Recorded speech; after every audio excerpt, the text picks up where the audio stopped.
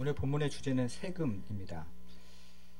여기 계신 분들도 아마 세금을 대부분 내실 것입니다. 저도 지난 교회에서 교육자들 일괄적으로 같이 세금을 내주었습니다.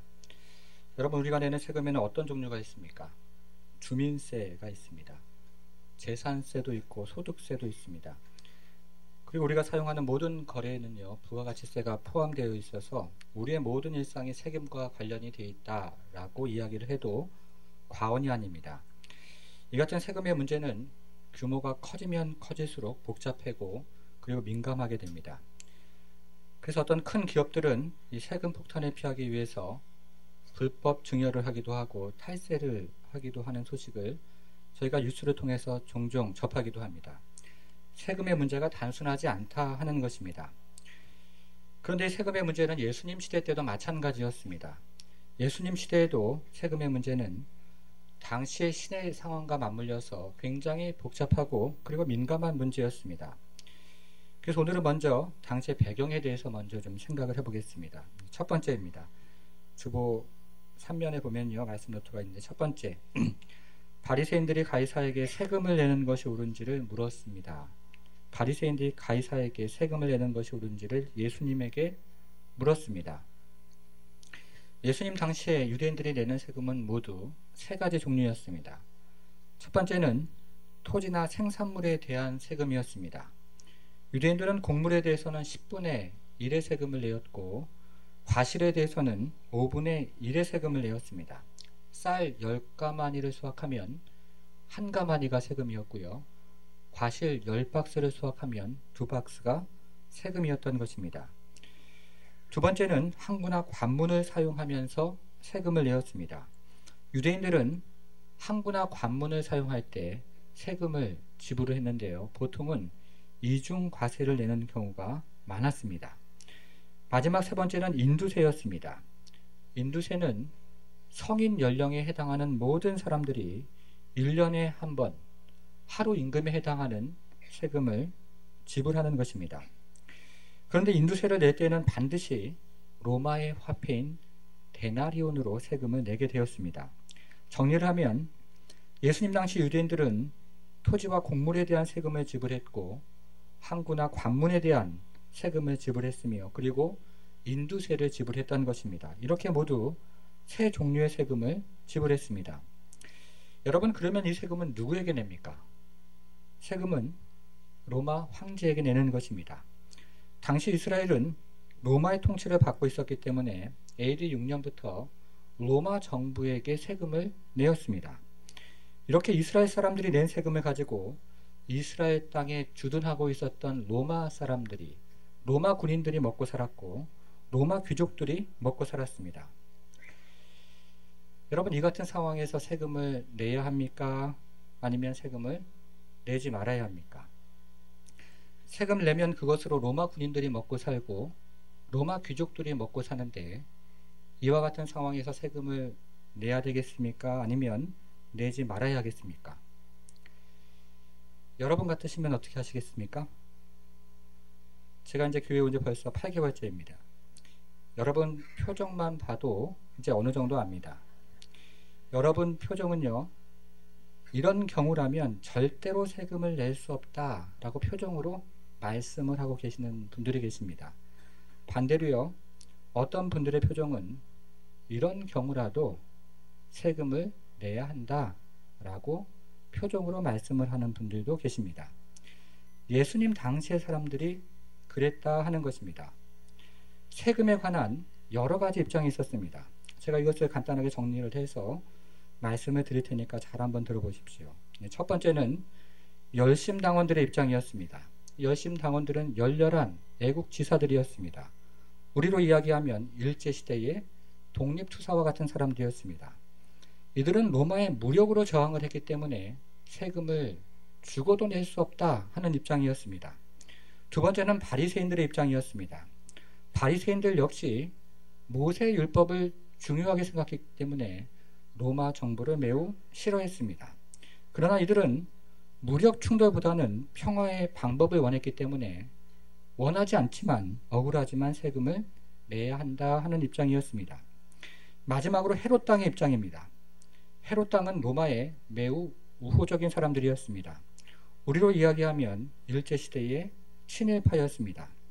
로마가 BC 40년에 헤롯을 유대인의 왕으로 임명했기 때문에 이들은 세금을 반드시 내야 한다 하는 입장이었습니다. 정리를 한번 해보겠습니다. 열심당원들은요, 죽어도 세금을 낼 수 없다 하는 그런 입장이었습니다. 바리새인들은 억울하지만 세금을 내야 한다는 입장이었습니다. 헤롯 당은 반드시 세금을 내야 한다는 입장이었습니다. 그러니까 절대로 세금을 낼 수 없다 하는 사람도 있었고, 억울하지만 세금을 내야 한다 하는 사람도 있었고, 그리고 반대로 세금을 반드시 내야 한다 하는 사람들도 있었던 것입니다. 이와 같이 여러 가지 입장이 섞여 있었습니다. 그래서 유대인들이 모였을 때 세금의 이야기를 꺼집어내면 서로 갈라졌습니다. 서로 싸웠던 것입니다. 그래서 바리새인과 헤롯 당은 예수님을 공경에 빠뜨리려고 이 세금의 문제를 가지고 예수님 앞으로 나아왔습니다. 13절과 14절을 다시 한번 읽어보겠습니다. 13절, 14절 같이 다시 한번 읽겠습니다. 그들이 예수의 말씀을 책잡으려 하여 바리새인과 헤롯 땅 중에서 사람을 보내니 와서 이르되 선생님이여 우리가 아노니 당신은 참되시고 아무도 거리 있는 일이 없으시니 이는 사람을 외모로 보지 않고 오직 진리로서 하나님의 도를 가르치심이니이다. 가이사에게 세금을 바치는 것이 옳으니까 옳지 아니하니까. 이들은 먼저 예수님을 여러 가지 말로 칭찬을 했습니다. 예수님이 참되다라고 칭찬을 합니다. 사람을 외모로 취하지 않는다고 칭찬을 합니다. 그리고 진리로 하나님의 말씀을 가르친다고 칭찬을 합니다. 그러나 이들이 정말 하고 싶었던 이야기가 무엇입니까? 14절 마지막에 있는 질문이었습니다. 가이사에게 세금을 바치는 것이 옳습니까? 옳지 않습니까? 하는 말입니다. 여러분, 먼저 가이사가 누구입니까?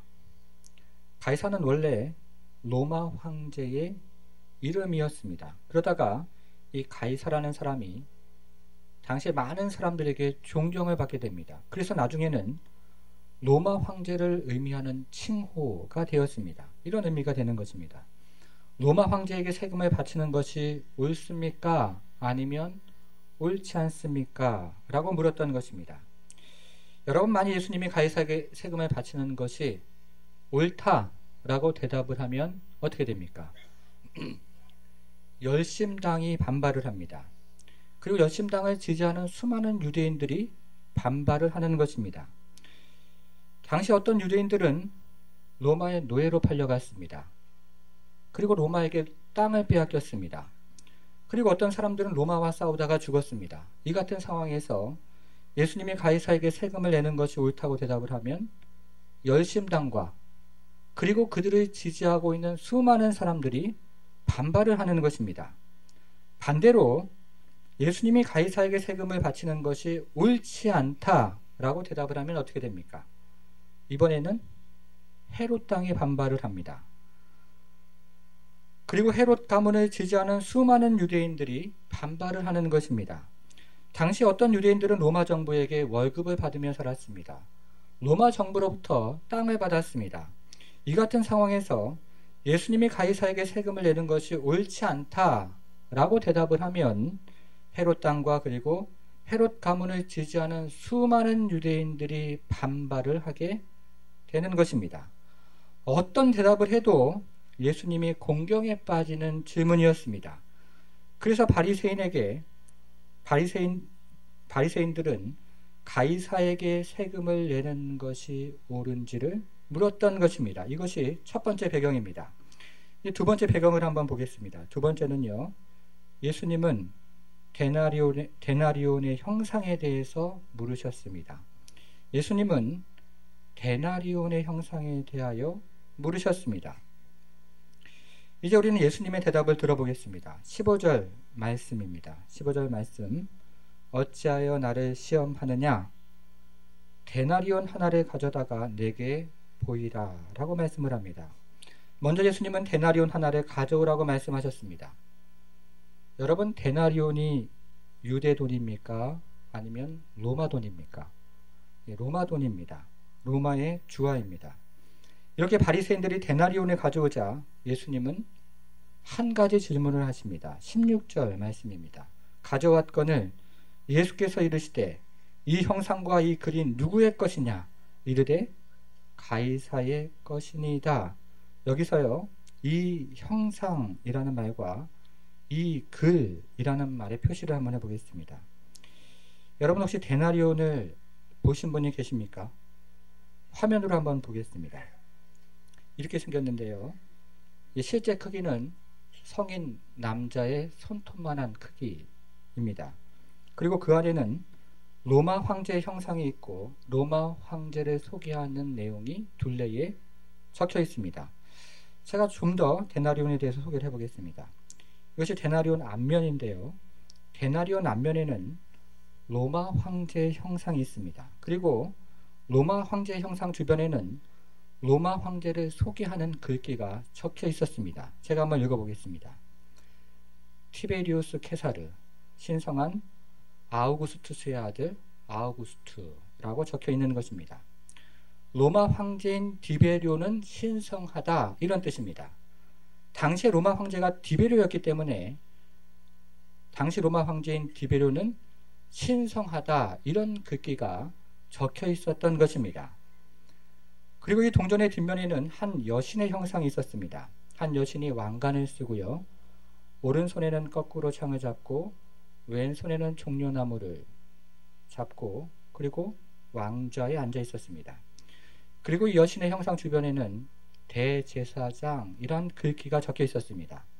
이 여신은 로마 황제 아니었습니다. 정리를 하면 앞면에는 로마 황제 형상이 있었고 로마 황제 형상 주변에는 로마 황제 디베리오는 신성하다라는 글귀가 적혀져 있었습니다. 그리고 뒷면에는 로마 여신의 형상이 그려져 있었고 여신의 형상 주변에는 대제사장이라는 글귀가 적혀 있었던 것입니다. 그러니까 앞면은 로마 황제를 신으로 소개하는 것이었고 뒷면은 로마 황제의 아내를 여신으로 소개를 하는 것이었습니다. 이것이 16절에서 예수님께서 지적하신 이 형상이라는 말과 이 글이라는 말의 의미였던 것입니다. 저희가 지금까지 배경에 대해서 한번 살펴봤는데요. 13절부터 16절까지 내용이었습니다. 바리새인과 헤롯 당이 예수님을 공경에 빠뜨리려고 세금에 대하여 질문을 했던 것입니다. 그러자 예수님은 데나리온을 가지러 오라고 말씀하셨고 그리고 이 데나리온 안에 있는 형상과 글이 누구의 것이냐라고 질문을 하셨습니다. 여러분, 그러면 오늘 본문의 메시지는 무엇입니까? 우리는 오늘 본문을 주로 이렇게 이해를 합니다. 국가에는 세금을 내고 교회에는 헌금을 하십시오.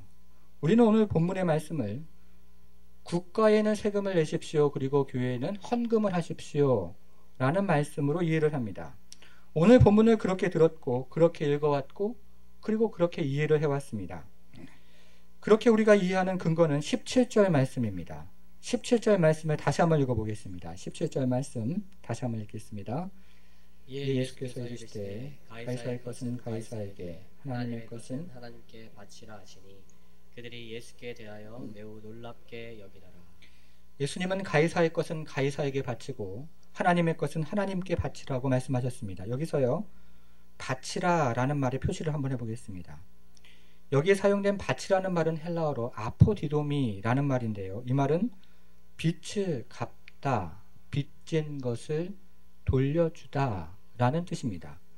빚을 갚아야 한다는 것이고 빚진 것이 있으면 돌려주라는 뜻입니다. 그래서 우리는 이것을 이렇게 이해를 합니다. 가이사에게 빚진 것은 가이사에게 돌려주고 하나님에게 빚진 것은 하나님에게 돌려주십시오 라고 이해를 합니다.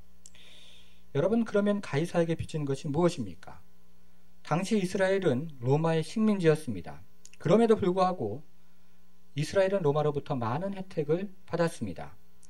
로마가 닦아놓은 도로를 이용해서 무역에 종사하는 사람들이 있었고 로마가 만들어 놓은 항구를 이용해서 무역에 종사하는 사람들도 있었습니다. 로마가 만들어 놓은 지도를 이용해서 여행을 하는 사람들이 있었고 이 여행을 통해서 이익을 누리는 사람들도 있었습니다. 그리고 로마가 만들어 놓은 법 아래에서 평화를 누리는 사람들도 있었고 로마의 문화 아래에서 향락을 즐기는 사람들도 있었습니다. 그러니까 오늘 본문의 말씀은 로마에게 빚진 것, 로마에게 혜택을 받은 것은 로마에게 돌려주라, 이런 의미가 되는 것입니다. 물론 로마가 못된 짓을 많이 했습니다. 그러나 로마로부터 빚진 것, 로마에게 혜택을 받은 것은 로마에게 돌려주라는 것입니다. 그것이 가이사의 것은 가이사에게, 가이사의 것은 가이사에게 돌려주십시오 라는 말씀의 의미라는 것입니다. 그래서 우리는 오늘 본문을 국가에는 세금을 내고 교회에는 헌금을 하십시오 라는 말씀으로 이해를 합니다. 여러분, 그러면 오늘 본문 말씀이 정말 그런 뜻인가 하는 것입니다. 오늘 본문 말씀이 정말 그런 의미인가 하는 것입니다. 세금을 내라는 것이고, 그리고 의무를 다하라는, 나의 할 일을 다하라, 이런 뜻인가 하는 것입니다. 여러분, 오늘 본문 말씀은 그런 의미가 아닙니다. 지금부터 한번 잘 들어보시기를 바랍니다. 먼저 15절 중간부터 16절을 같이 한번 읽어보겠습니다. 어찌하여부터 한번 같이 한번 읽어보도록 하겠습니다. 어찌하여 나를 시험하느냐. 데나리온 하나를 가져다가 내게 보이라 하시니 가져왔거늘 예수께서 이르시되 이 형상과 이 글이 누구의 것이냐. 이르시되 가이사의 것이니이다. 네, 여기까지 읽어보겠습니다. 15절에서 예수님은 데나리온 하나를 가져오라고 말씀하셨고, 그러자 바리새인이 데나리온 하나를 가져왔습니다. 이제 16절을 보겠습니다. 예수께서 이르시되 이 형상과 이 글이 누구의 것이냐 라고 물으셨습니다. 여러분, 다시 한번 그림을 한번 보겠습니다.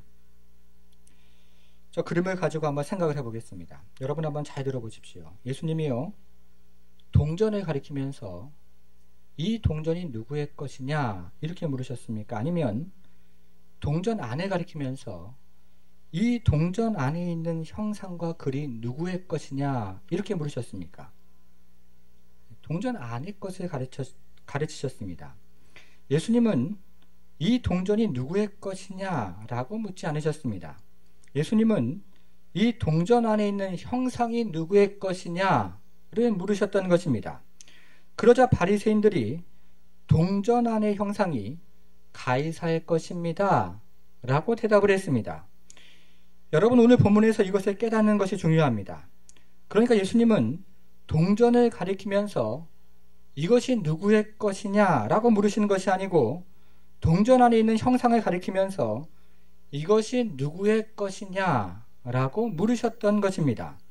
그러자 바리새인들도 동전 안에 있는 형상을 가리키면서 가이사의 것입니다 라고 대답을 했던 것입니다. 그러니까 여기서 가이사의 것은 무엇을 의미합니까? 동전입니까? 아니면 동전 안에 있는 형상입니까? 동전 안에 있는 형상입니다. 가이사의 것은 동전이 아니고 동전 안에 있는 형상을 의미하는 것입니다. 자, 이와 같은 상황에서 예수님의 다음 말씀이 이어집니다. 17절 말씀을 다시 한번 읽어보겠습니다. 17절 말씀 다시 한번 같이 읽겠습니다. 이에 예수께서 이르시되 가이사의 것은 가이사에게, 하나님의 것은 하나님께 바치라 하시니 그들이 예수께 대하여 매우 놀랍게 여기더라. 그러니까 이것은 이런 말씀입니다. 가이사의 형상이 담겨져 있는 것은 가이사에게 돌려주어라. 그리고 하나님의 형상이 담겨져 있는 것은 하나님께 돌려주어라. 이런 뜻이 되는 것입니다.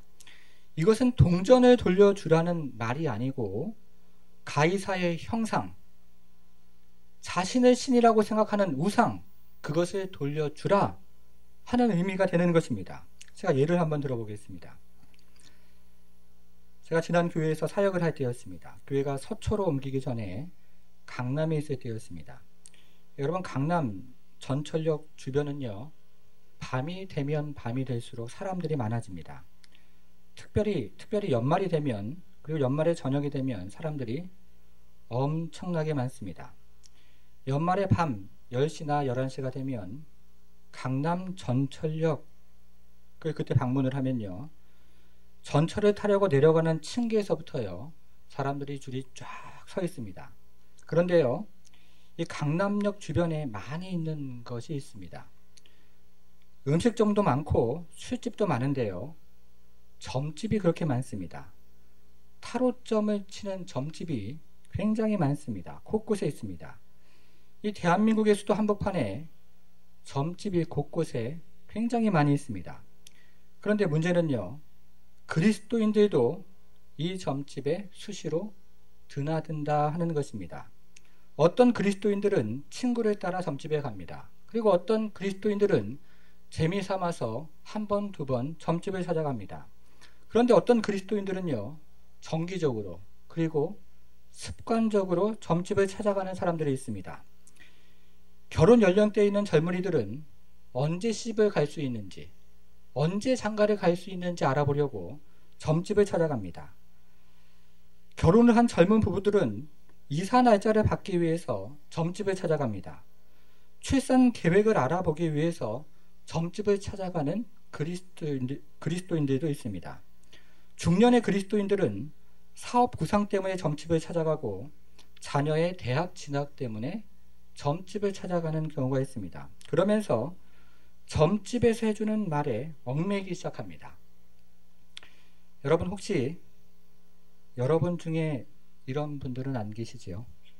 네, 저는 안 계신다고 믿습니다. 혹시라도 계시면 오늘 당장 정리를 하시기 바랍니다. 제가 좋은 말로 부탁해 드릴 때 오늘 당장 정리를 하십시오. 오늘 본문이 그런 의미이다 하는 것입니다. 가이사의 형상이 담겨 있는 것이 있으면 가이사에게 돌려주어라 하는 것입니다. 왜 그것을 그리스도인이 가지고 있느냐? 왜 그와 같은 습관을 버리지 못하느냐? 전혀 어울리지 않는다는 것입니다. 그러니까 오늘 본문은 세금을 내라는 이야기가 아닙니다. 국민으로서의 의무를 다하라는 이야기를 하는 것은 아닙니다. 물론 그리스도인들은 세금을 잘 내야 하고 국민으로의 의무를 잘해야 합니다. 이번 주에도 국회의원 선거가 있는데요, 소중한 한 표를 잘 행사해야 합니다. 그러나 오늘 본문은 세금에 관한 이야기, 선거에 관한 내용은 아니다 하는 것입니다. 그것을 이야기하는 것은 아닙니다. 우리는 지금까지 가이사의 것은 가이사에게 바치라 라는 말을 생각해 보았습니다. 이어서 예수님이 하신 말씀이 무엇입니까? 하나님의 것은 하나님께 바치라 라는 말씀입니다. 여러분, 그러면 하나님의 것은 무엇입니까? 여기서 하나님의 것은 하나님의 형상입니다. 가이사의 것이 가이사의 형상이었으니까 하나님의 것은 하나님의 형상을 의미하는 것입니다. 전혀 어렵지가 않습니다. 하나님의 형상이라는 말이 제일 먼저 등장하는 성경 본문이 창세기입니다. 창세기 1장 26절, 27절 말씀을 같이 한번 보겠습니다. 창세기 1장 26절, 27절 말씀 같이 한번 읽어보겠습니다. 하나님이 이르시되 우리의 형상을 따라 우리의 모양대로 우리가 사람을 만들고 그들로 바다의 물고기와 하늘의 새와 가축과 온 땅과 땅에 기는 모든 것을 다스리게 하자 하시고, 하나님이 자기 형상 곧 하나님의 형상대로 사람을 창조하시되 남자와 여자를 창조하시고. 오늘 본문에 등장하는 형상이라는 단어는 우리가 방금 읽은 창세기에 등장하는 형상이라는 단어와 정확히 똑같은 단어입니다. 그러면 창세기에서 이야기하는 하나님의 형상은 누구입니까? 사람입니다. 우리들입니다. 옆에 계신 분들입니다. 옆에 계신 분들을 한번 쳐다보겠습니다. 존귀한 하나님의 형상입니다. 한번 저를 따라 한번 해보겠습니다. 당신은 존귀한 하나님의 형상입니다. 한번 따라 해보겠습니다. 여러분들은 존귀한 하나님의 형상이고 옆에 계신 분들도 존귀한 하나님의 형상입니다. 그러면 하나님의 형상인 우리는 어떻게 살아야 합니까? 다시 마가복음으로 한번 가보겠습니다. 마가복음 12장 30절 31절, 오늘 본문에서 이어지는 12장 30절 31절 말씀을 같이 한번 읽어보도록 하겠습니다. 30절부터 읽겠습니다. 내 마음을 다하고 목숨을 다하고 뜻을 다하고 힘을 다하여 주 너희 하나님을 사랑하라 하신 것이요 둘째는 이것이니 내 이웃을 내 자신과 같이 사랑하라 하신 것이다. 이보다 더 큰 계명이 없느니라. 여러분 30절만 한번 생각해 보겠습니다. 30절에는 중요한 네 가지 단어가 나옵니다. 첫째는 마음이고, 둘째는 목숨이고, 셋째는 뜻이고, 넷째는 힘입니다. 제가 질문을 한번 해보겠습니다. 여러분, 우리의 마음은 누구의 것입니까? 우리의 마음이 하나님의 형상 맞습니까? 네, 맞습니다. 그러면 우리의 마음을 누구에게 돌려야 합니까? 하나님의 형상이니까 당연히 우리의 마음을 하나님께 드려야 합니다. 두 번째 질문입니다. 여러분, 우리의 목숨이 하나님의 형상이 맞습니까? 네, 맞습니다. 그러면 하나님의 형상인 우리의 목숨을 어떻게 해야 합니까? 하나님께 드려야 하는 것입니다. 우리의 뜻도 하나님의 형상이고 우리의 힘도 하나님의 형상입니다. 그러므로 우리의 마음을 다하고 우리의 목숨을 다하고 우리의 뜻을 다하고 우리의 힘을 다해서 하나님께 드려야 한다는 것입니다. 우상에게 우리의 마음을 빼앗기지 말라는 것입니다. 그것이 17절의 말씀입니다. 하나님의 것은 하나님께 바치라 하는 것입니다. 하나님의 형상으로 지음을 받았으니까 하나님께 바쳐야 한다 하는 것입니다. 여러분, 그러나 이스라엘의 역사는 그렇지가 않았습니다. 오늘 본문 앞에는 우리가 몇 주 전에 살펴보았던 포도원, 농부의 비유가 등장을 합니다. 제가 다시 한번 요약을 해보겠습니다. 한 사람이 포도원을 만들었습니다. 그리고 이 사람이 포도원 농부들에게 세를 주고 타국으로 떠났습니다. 추수 때가 되었습니다. 주인은 포도원 소출을 받으려고 한 종을 농부에게 보냈습니다. 그런데 농부들이 이 종을 잡아서 때리고 빈손으로 돌려보냈습니다. 그리고 농부들은 주인이 보낸 또 다른 종의 머리에 상처를 내고 능욕하며 빈손으로 돌려보냈습니다. 그리고 농부들은 주인이 보낸 또 다른 종을 죽이고 그 외에 많은 종들을 때려서 돌려보냈습니다. 이렇게 모든 종들이 매를 맞고 죽임을 당하자 이제 주인은 자신의 아들을 채우러 보내면서 이 아들은 존대할 것이라고 믿었습니다. 그러나 농부들은 그렇지 않았습니다. 악한 농부들은 이제 아들을 잡아 죽이고 그리고 포도원 밖으로 던져버렸습니다. 악한 농부들의 계획이 성공을 거두었습니다. 포도원 주인이 된 것입니다. 그러자 주인은 더 이상 참을 수가 없었고 포도원을 찾아와서 이 농부들을 진멸하고 포도원을 다른 사람에게 넘겨주었습니다. 이 비유에서 포도원은 이스라엘을 의미합니다. 그리고 종들은 하나님이 보낸 선지자였습니다. 아들은 예수님을 의미하고 악한 농부들은 예수님의 이야기를 지금 듣고 있는 바리새인들을 비롯한 종교 지도자들이었습니다. 여러분, 이 비유는 이스라엘의 역사를 고스란히 보여주는 것입니다. 원래 이스라엘은 하나님의 형상으로 지음을 받았습니다. 그런데 에덴 동산에서 하나님의 형상으로 지음을 받은 아담과 하와는 마귀의 형상을 따라갔습니다. 사사시대에도 마찬가지였습니다. 하나님의 형상인 이스라엘 백성들은 가나안 땅의 형상을 따라갔습니다. 선지자를 보낼 때도 마찬가지였습니다.